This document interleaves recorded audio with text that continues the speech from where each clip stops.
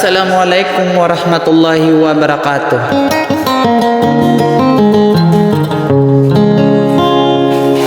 Sa penglinggo ko lagi nang kuna salamat na makapamana sa sukun so kalilinta da katipya ginawa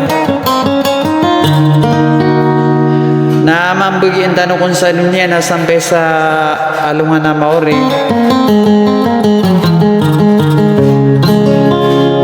sagi akon mambuha mga rin na maranosong na siya ka na ilipililali lang ako di kukurmata sa babaya kanuto a prinsesa Siti Nur adirawatan sa maging aliamin sa marako maaba iapit ilan sa marako nasampor na ko sirano to ang mga raga uso mga nguda di ko na idi makaplalambusa sa tadman ako dapat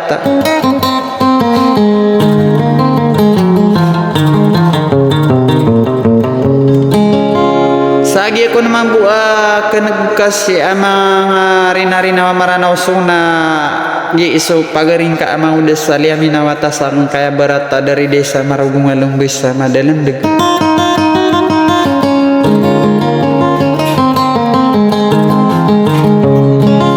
Sa kataya prinsesa Siti Nur sa banggan tetang ka isa sudi kararago na ko panaisa wasala.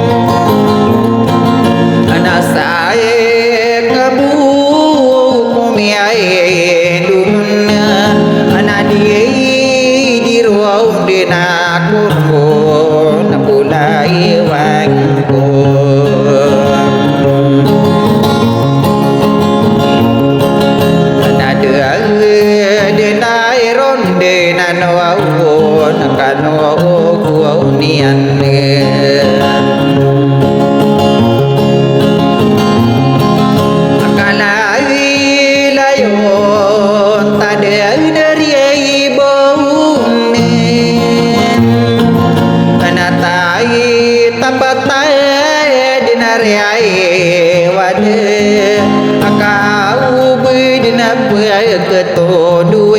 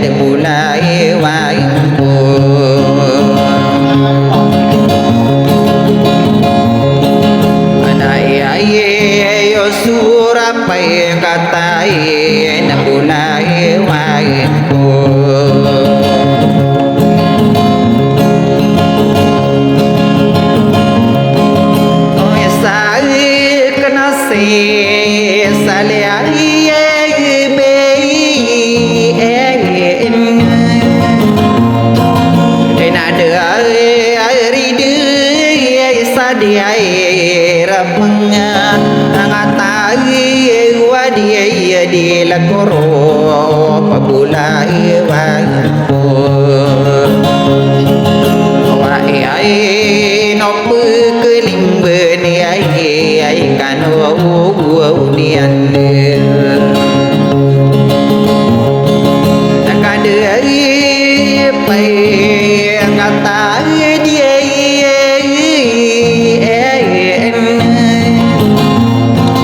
Ana roa